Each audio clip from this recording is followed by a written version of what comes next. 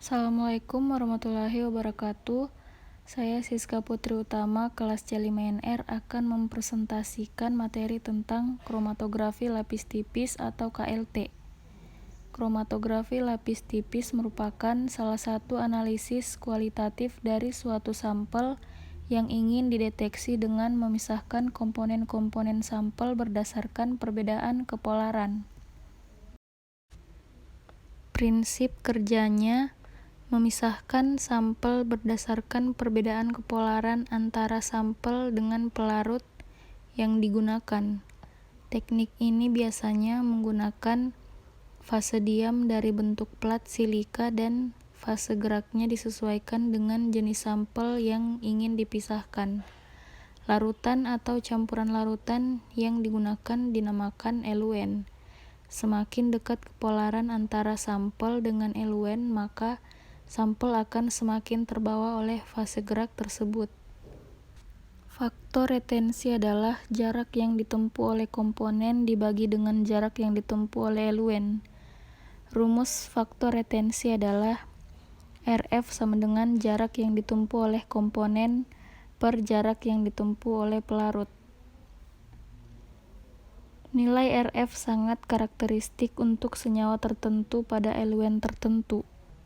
Hal tersebut dapat digunakan untuk mengidentifikasi adanya perbedaan senyawa dalam sampel. Senyawa yang mempunyai RF lebih besar berarti mempunyai kepolaran yang rendah. Begitu juga sebaliknya. Hal tersebut dikarenakan fase diam bersifat polar. Senyawa yang lebih polar akan tertahan kuat pada fase diam, sehingga menghasilkan nilai RF yang rendah. RF KLT yang bagus berkisar antara 0,2 sampai 0,8. Jika RF terlalu tinggi, yang harus dilakukan adalah mengurangi kepolaran eluen dan sebaliknya.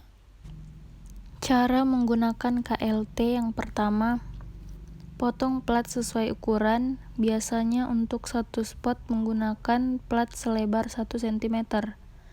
Berarti jika menguji 3 sampel atau 3 spot, berarti menggunakan plat selebar 3 cm. Yang kedua, buat garis dasar atau baseline di bagian bawah sekitar 0,5 cm dari ujung bawah plat dan garis akhir di bagian atas.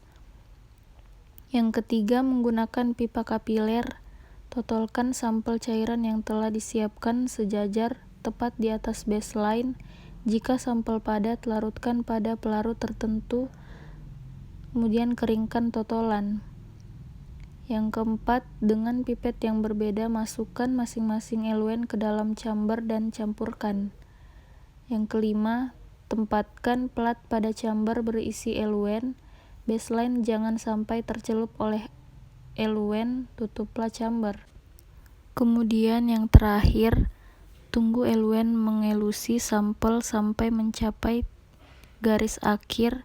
Di sana pemisahan akan terlihat. Setelah mencapai garis akhir, angkat plat dengan pinset, keringkan dan ukur jarak spot. Jika spot tidak kelihatan, amati pada lampu UV. Jika masih tak terlihat, semprot dengan pewarna tertentu seperti kalium kromat atau ninhidrin.